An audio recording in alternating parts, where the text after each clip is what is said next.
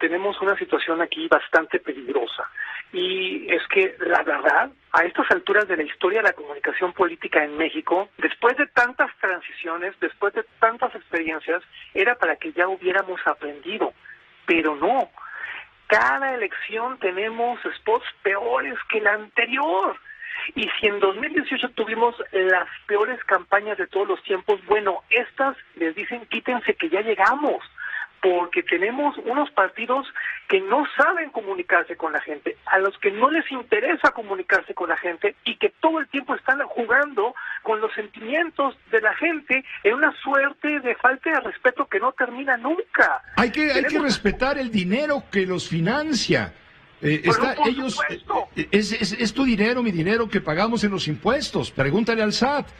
Y con ese dinero, los señores están financiando una campaña de odio, un discurso de odio. Cada partido, ninguno se salva.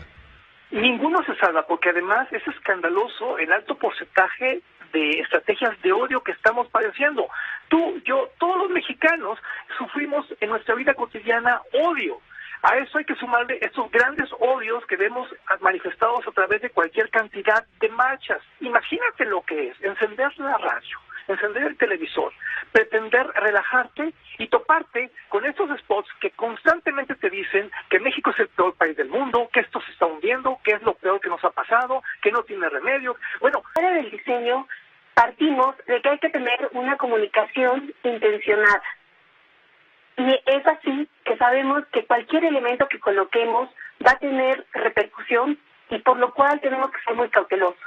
Hablamos de una imagen que está comunicando, que tiene muchos discursos, maneja muchos discursos en este espacio, que es por un lado, hablamos de un mamut que alude, decíamos, a un discurso, hablamos de una torre de control, hablamos de un avión que tiene otros significados.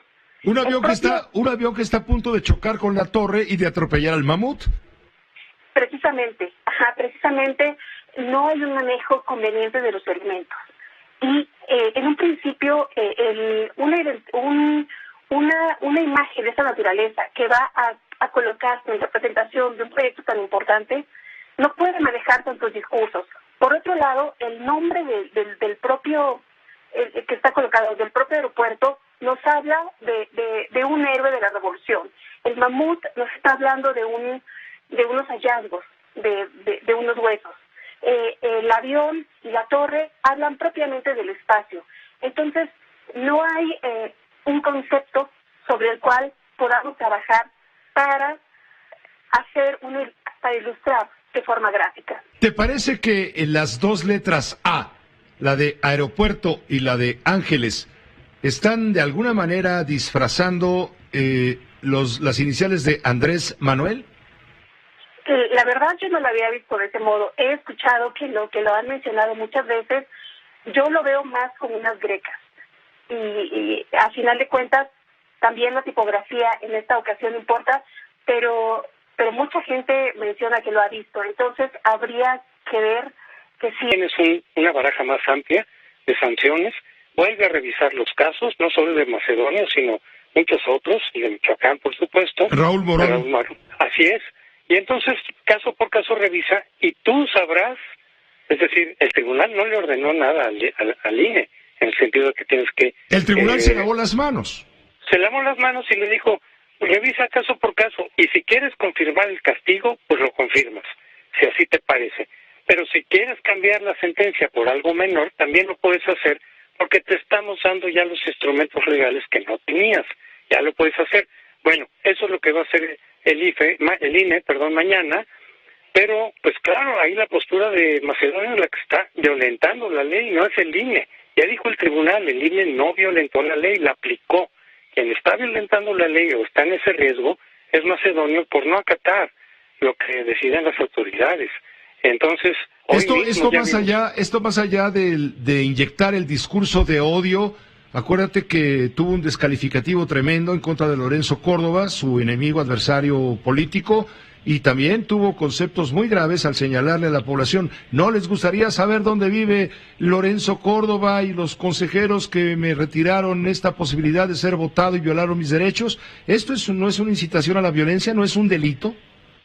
Sí, está codificado en el Código Penal Federal, en el artículo 131, donde dice que si tú presionas o intimidas o amenazas a las autoridades de cualquier ramo para que fallen en el sentido que tú quieres, entonces estás incurriendo en ese delito que está penado con cárcel. Yo creo que eso es lo que ocurrió, pero entonces hizo una lista de países de los cuales querían estudios de caso, y algunos son países que tuvieron buen desempeño, unos que tuvieron mal desempeño. A mi colega, a mi amigo el doctor Jaime Sepúlveda, que está en San Francisco, se le encargó, el panel independiente le encargó que hiciera 2 estudios de caso, uno sobre el desempeño de Estados Unidos y uno sobre el desempeño de México. Y el doctor Sepúlveda me invitó a mí y a otra serie de expertos a que fuéramos parte de los autores que trabajamos muy intensamente en desarrollar estos documentos que ahora están disponibles y ya fueron presentados al panel independiente. El caso de México, como el de Estados Unidos, son los 2 de los países que han tenido, digamos así, un mal desempeño durante la pandemia. México sale reprobado, entonces, de acuerdo con este estudio, con este análisis.